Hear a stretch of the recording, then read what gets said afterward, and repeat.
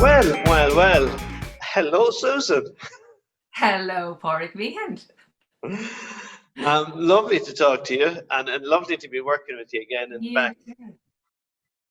back in The the same, Padraig. back in the game. Absolutely. Um, I'll yeah, I never mean, forget the phone call. do you? I can't. I think, have I forgotten it already? Oh, well, I will never forget it.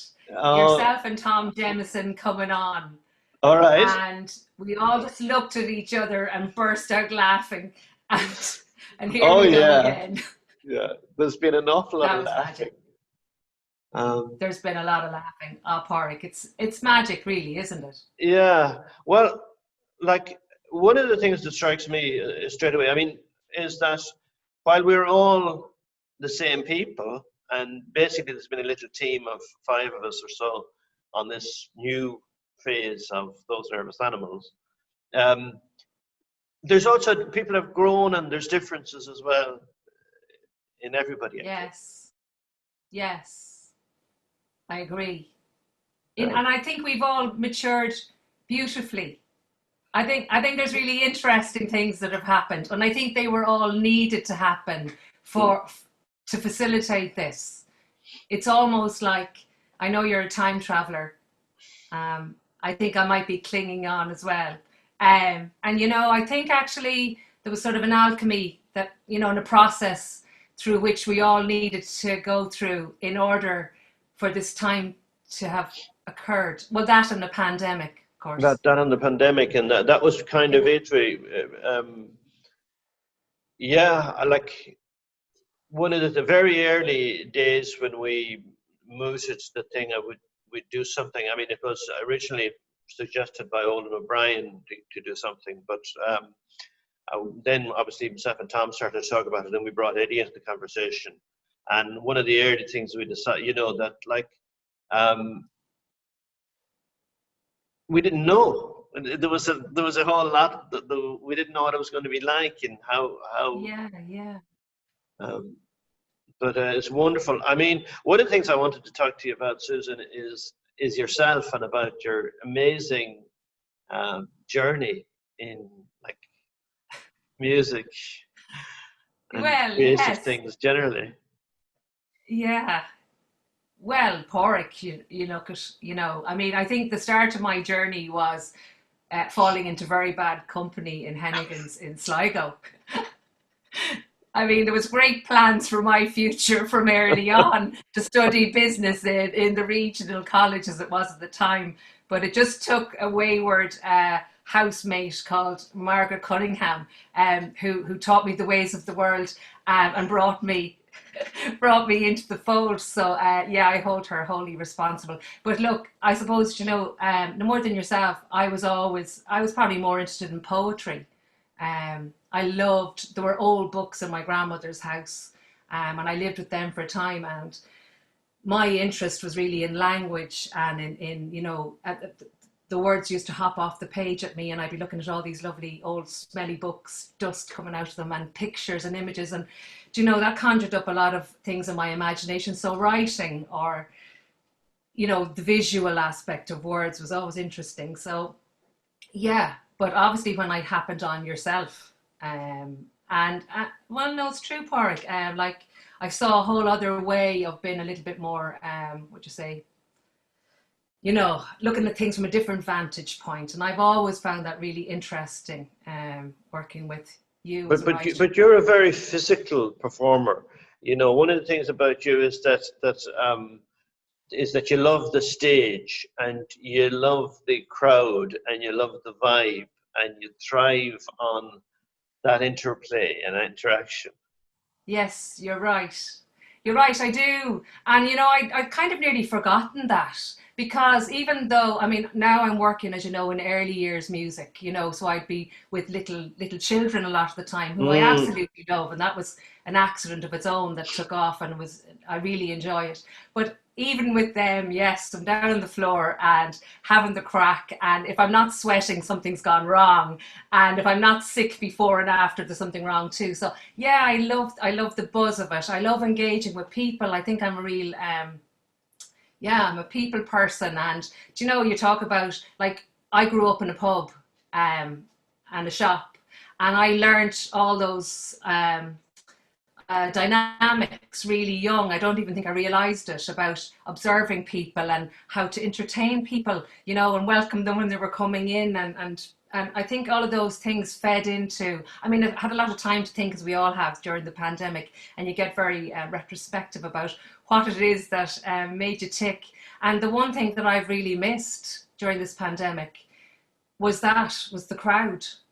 Mm. Was, where's my crowd? I'm performing to, you know, a screen. It's a whole new dynamic. I have to put on a bit of perfume and a bit of makeup just to get the buzz, you know. But Yes. I love gigging, and you know, at the same time, it's a curious one that you say that, because in many ways, a fear of performing personally has probably somehow held me back. I believe in at times where I was actually probably, you know, huge stage fright issues, huge Wow. stage. And now I Really? find myself coaching younger students, and get like some very talented kids coming through. And like that, the really talented ones are crippled with performance anxiety. And it's a whole other place to go to. I think what I used to do, and a lot of people slag me, but I used to close my eyes and I'd have my hand like this, and I'd just be going off somewhere. And I think, you know, Bowie did it too, with all his, you know, costumes or his Mm. personas. Mm. Um, yeah. So, but yes, you're right. I love But performing. I have somebody pointed me to recently to a YouTube video of you and Brendan O'Dowd in Boyle at a festival, and you're doing Joan Armatrading songs. Oh, wow. And, Yeah. and you must be you're 17 or 16 or something. I hadn't met you yet at this time, and you're out there treading the boards. So you know, God, like if you, there's I a mean, lot of I new think it things was coming out of this. actually illegal. I don't think I should have even been in Hennigan's. Never mind. Yeah. Yes, I was very young. That's how Very you. young. That's how you still manage to look so great, and the rest of us are Oh all yeah, decrepit. yeah, that's exactly why. Oh, do you know what though? Do you know, Bart? Yeah, I was, and like even as a teenager, you know, in Ballina, because I'm from Crossmolina in Mayo, and you know, yeah, I was writing songs and entering song contests, and sure, there was a marquee down at the back of our house where all the bands used to come, you know, in the summertime, like these summer festivals. And there'd be like, you know, the Dusky Sisters or Kim Newport or the Indians. And like us going to bed at night used to be listening to the bass going do, do, do, do, do, do, do. You know, and Country, the bunk beds mule. would nearly James pop Brenner has to into it. call it mule, country It's, western music. well, do you know what?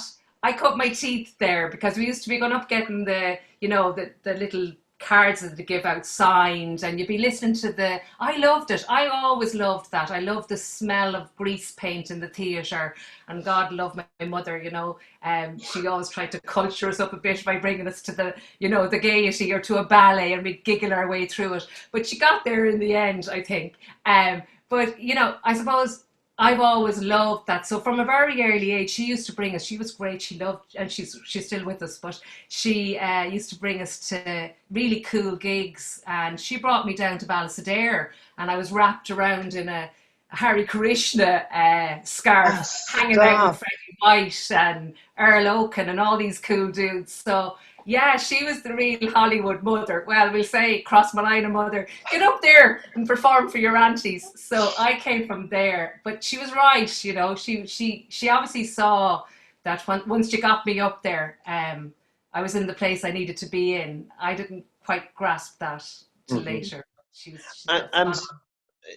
I remember then a phase in which you were performing and playing in Hennigan's, and Terry Brown was the manager of your band. Yes, but what you mightn't remember, Porrick, or maybe you don't know this, the reason he was the manager, well, amongst other things, was he's a relation of mine. Oh, right. Now, let's Yeah, just for a general audience, Terry was the manager of Hennigan's Bar for a period after Hal Hennigan. We may talk to Hal maybe later in the series. yeah, yeah, that'd be Terry, great. Terry for a while ran the pub, and it was a real music hub in Sligo. Yes, it was. And his sister Vivian as well worked there. And Yes. honest to God, Both of them, two of course, now remarkable. since rest in peace. Yes. Yes, God rest them. And Terry, do you know, he was really, oh God, he loved music and he loved the crack. And he tried to he did his best. He did his best to manage us. But yeah, and we had some really cool gigs around Roscommon and Leitrim. And And this was the yeah, last picture show. that was the last picture show, yes. And we had some amazing musicians that are still going.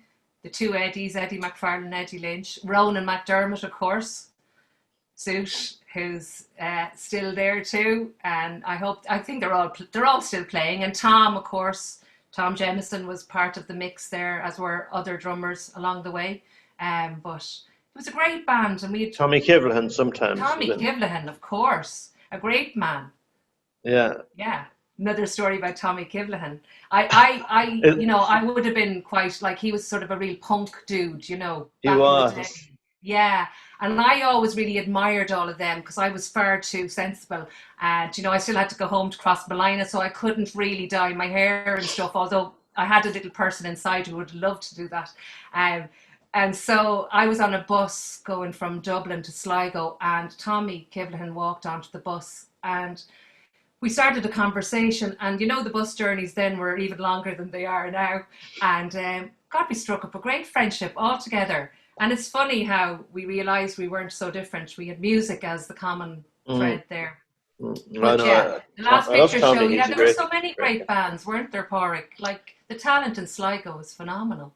Yeah, in those days it was quite cool to be writing your own material. Like I have this poster or this newspaper advertisement we put in the Sligo Champion in 1982 for those Nervous Animals, and Reverb were on the same. I think Tommy was in that band, if I'm not mistaken.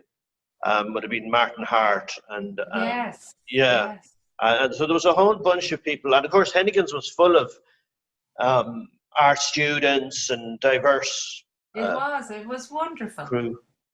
Yeah. I don't know if you had a grasp of it then, or you were aware. Like, I hadn't ever been anywhere else, at those formative years. So for me, that seemed eventually quite normal. Like, we were surrounded by wonderful playwrights and writers and poets, and oh my God, when you think about it, it was That's such a true. privilege. It wasn't just music. You're right. There was the literature side of it, and there was Dermot Oh, Healy, and yeah, even Martin Healy, and yes, Sidney Bernard Smith was around. Willie Conlon was around. absolutely. Yeah, The yeah, characters that were yeah. around. Brian Layden, of course, lived in Union House, Union That's right. Place too. Yeah. But like, and once we established and started to gig with the band, then and do those Nervous Animals, there was immediately, almost straight away, there was a recording dimension to it as well. There was a studio aspect. That's right. Um, Which and was very exciting. yeah. It was so exciting. Well, one of the things lately was, I mean, in this Tom Dunn interview, Tom was talking to me about, how the John answer in My Friend John was elevated everything, just, and that was a Susan moment, I told him. Oh yeah, Susan moment. Because Yeah, I don't know anyone else actually who has, carved out a career from one word other than my good self. But there you have it. but It's opened so many doors. I mean, yeah. God, if I'd had another word, what on earth would have happened? Yeah. That's so, but like, But it's a magic. It was a magic song. It still is a magic song. And Patrick, the one thing, and I know we've been working away in the background, and I can't wait for everyone to hear the album. But the one thing that really has struck me, and I've been listening to it a lot, driving along and everything, is how relevant and they fit. All the older songs fit. It's like they were shone up for Christmas when they went over to Colorado. And Do you know the Yeah. way you'd be there, and it seems like everything has just come together. Like all those earlier songs, and then the songs that weren't recorded before that we worked on. Yeah. Well, I was going to say before I went further that, of course, the original idea of John was I think apparently mooted by my colleague Eddie, who has Right. who plays I bass. Yeah, I don't have any mature recollection, so I can't clarify that one way or the other. That's my diplomatic. No, I actually have no recollection. But Oh, I do believe, of course, that my vocal is what elevated it. In any absolutely. case, Well, we you know. must be fair and say that you did a lot more than just a John in John. I mean, there was a period in which you did lead vocals with us, quite a Yes, lot. Um, yes, in particular in 2003, but lots before that as well. Even in like we did a session for RTE where you did Praise. Praise was the standard song in the set, and then we do one or yes. two covers that you'd sing. So apart from doing, you mean you were Barry did a lot of the vocals and most of the singing, but you were there as well in a big way right through the whole process. Um, and I think the two of you sound so great together. I mean, one of the most remarkable moments for me in the more recent ones in June this year of 2020 was when the recordings came back. Well, we had Barry do it first, Can't Resist a Mystery, and then you did, and we sort of wove them together. And I just remember listening to your vocal that you recorded at home and sent to us. A little bit hot, a little bit Yeah. distorted in places, but absolutely knocked the socks off me. It was so beautiful and powerful. It was Thank like you. I didn't recognize the song. It was just like, oh my goodness, what is this? It's Wow. amazing. Yeah, Well, it was a well I done felt. use. Well, thank you, Porrick. But you know what? Well done, you too, because I felt amazing energy singing it. I just really enjoyed it. Such a beautiful arrangement. It's a beautiful song. Mm, And I enjoyed throwing myself right into it. And then when it came back, your feedback back came back, it was just really special. And the fact then that there was two beautiful vocals, because I got to mm, hear Barry's too, and oh my God, it was phenomenal, mm. really, wasn't it? Yeah. But I think Well, the like arranging of how you brought the two together, and I agree with you. Um, there's something really, and maybe that's what comes from years of working with somebody. There's a great sort of empathy, I think, between Barry's vocal and my own, and mm, there's a sort of a lovely interplay that goes on. And I think, as you said at the start, I think when you're used to working with people and then they bring you things, like I've brought all my, I suppose, early years fun and freedom that I mightn't have had years ago. I think I might have been a bit more precious or mm. a bit more safe, or maybe the other thing I notice with singers now is that they're so busy imitating others.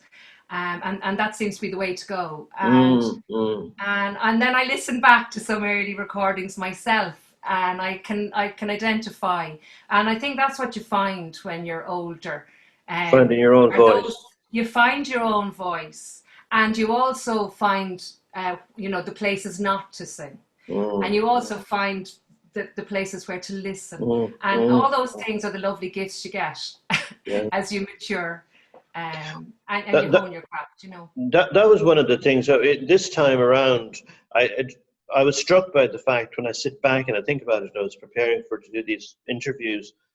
Is that people have the capacity to surprise me still. Barry definitely does. He's just like when he plays pool, he's like that. He shoots a shot and he comes from nowhere.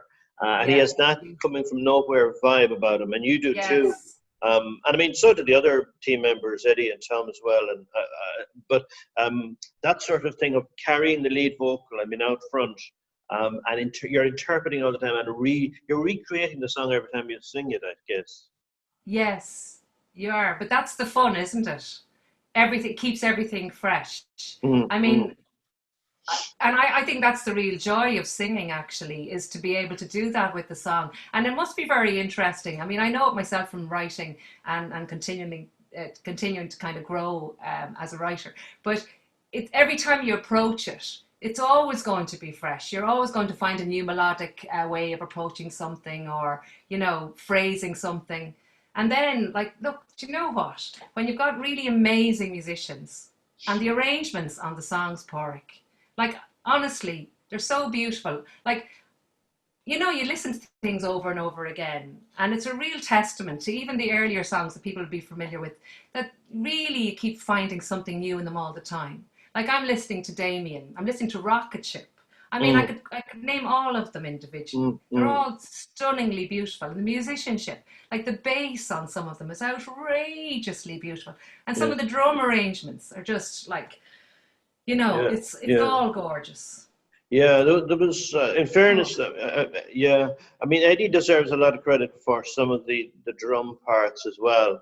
And I mean, obviously, Tom is there, the current um, setup. Tom has done a huge amount of work. And so yes, Tom is one of absolutely. those people who doesn't get appreciated much because the drummers often are, they're that sight behind the case or something, you Oh, know. well, And even in the he's last, very important. yeah, even the Bedlam Suitcase project as well, Tom was a huge contributor to it. That dynamic that we had working lent itself greatly to this project, and the involved some of Absolutely. the people we worked with, like Jerry Leonard and David Glasser too. But Tom Yes. was a key liaison with those people, and he'd learn, you know.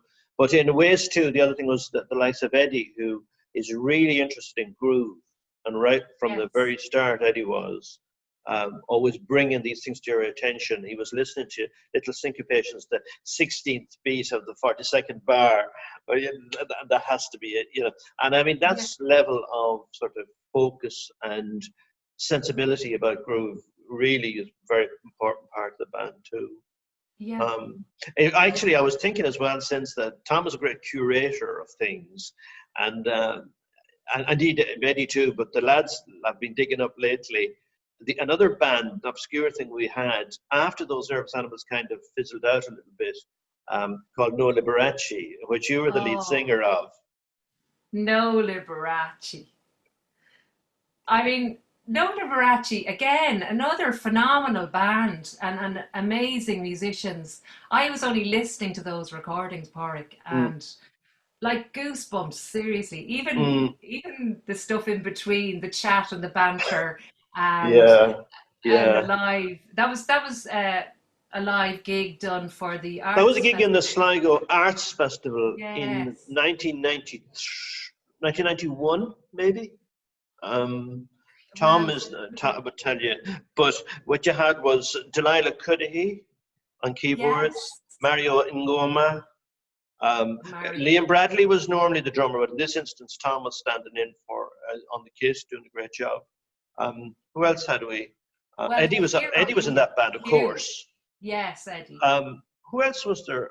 Q on guitar. Oh yes, Q Oh, Egan on guitar. Yeah, love his guitar. that's right. He was a very important person in the band. Yeah. Um, and yeah, so like, and I mean, we did gigs in Dublin and we did gigs all over the place. But we We did. never sort of recorded, strangely enough. Well, I think we're going to have to remedy that now that we've found our form.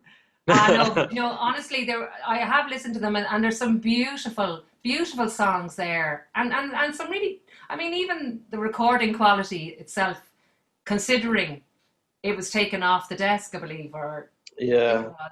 It's yeah, really good. that's right. Eddie found a demo we did.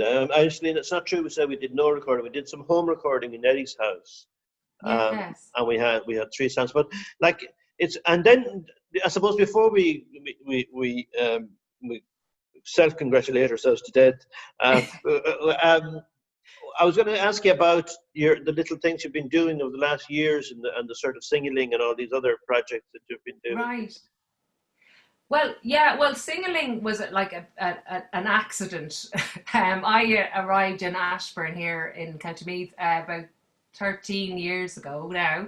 And I ran down the road after a girl who threw in a leaflet in my door for piano lessons.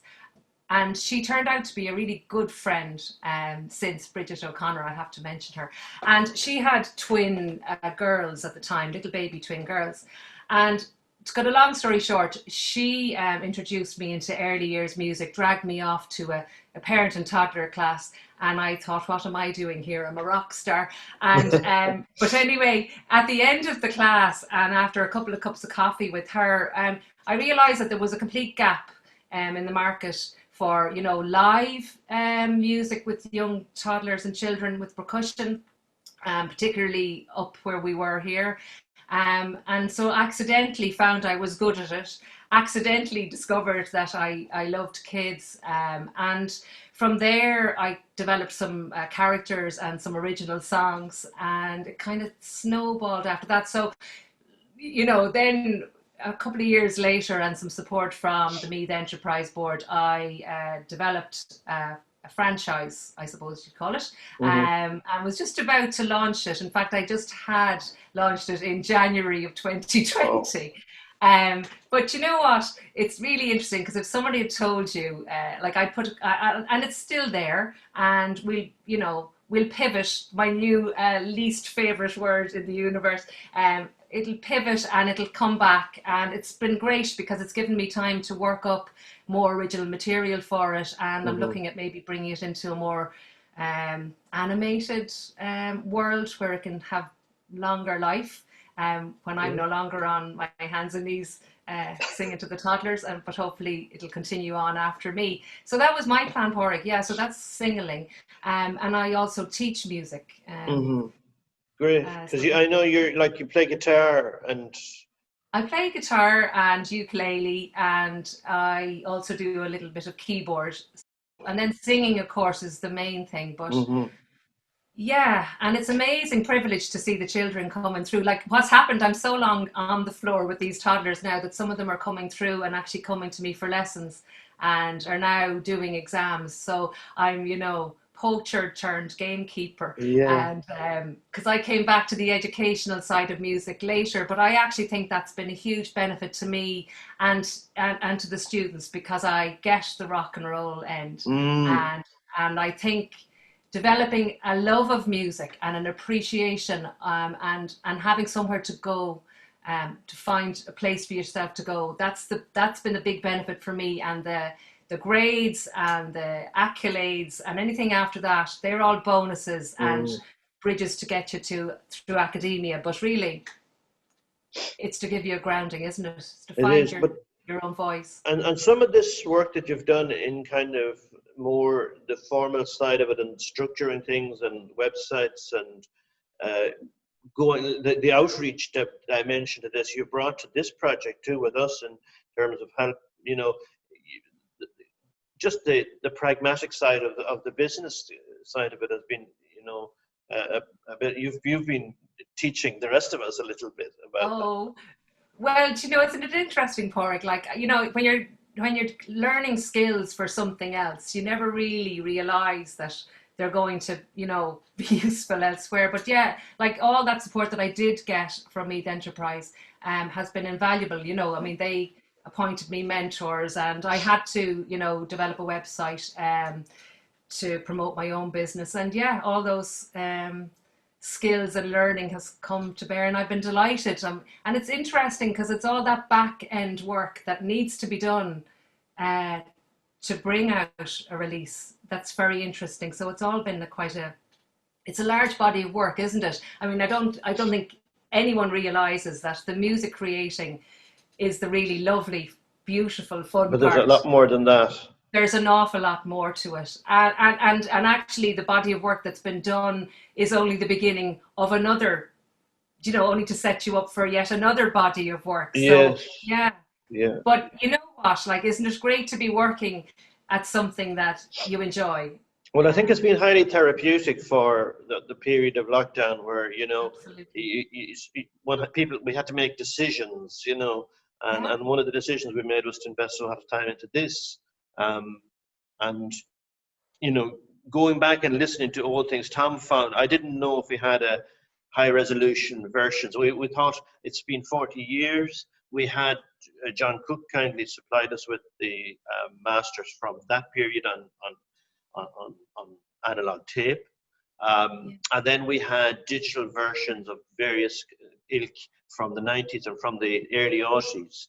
In 2003, you probably remember us going into Paul Gurney's studio in Longford. And Yes, that I was where do. you did Bird, which was a lead vocal on a song with those nervous animals. Yeah, and what a beautiful song that is. Um, Oh, yeah, we actually played it in No Liberace as well. That was one that crossed over some of the different that's periods, and we right. had actually another Yvonne Cunningham sang it quite a few times as well with us. Okay. But that particular session in Paul's was a kind of a threshold in that you sang a lot of lead vocals and you got more involved in That's the right. nuts and bolts, I suppose. That's right. And there was a beautiful string arrangement. Hannah Houston did that string Yeah, arrangement, and there was a little trio or a quartet in the studio. We recorded it live. yeah, that was beautiful. Yeah. And another wonderful song. And I'm really thrilled that it's going to get Yeah, that was one of the biggest challenges, I think, very. mastering wise, to bring it from where it was. I mean, James Bennerhassa did the mix Yes. of it, and he did a great job. But then David Lasser really, Oh, beautiful. it sounds amazing now, remastered it as it It does. is. Yeah, yeah. Well, Yeah. listen, Susan, thanks a million again, for everything you've contributed. And thanks for doing this. It's great to have a now chat. Hopefully, it's the start of loads Not at more all. stuff. Yeah, I hope so, Porrick. It's been such fun. So, yeah. So, okay, well, I'm going to wave Here to we you go and say again. goodbye. We'll see you again soon. Okay. Bye, Okay, Porrick. merci.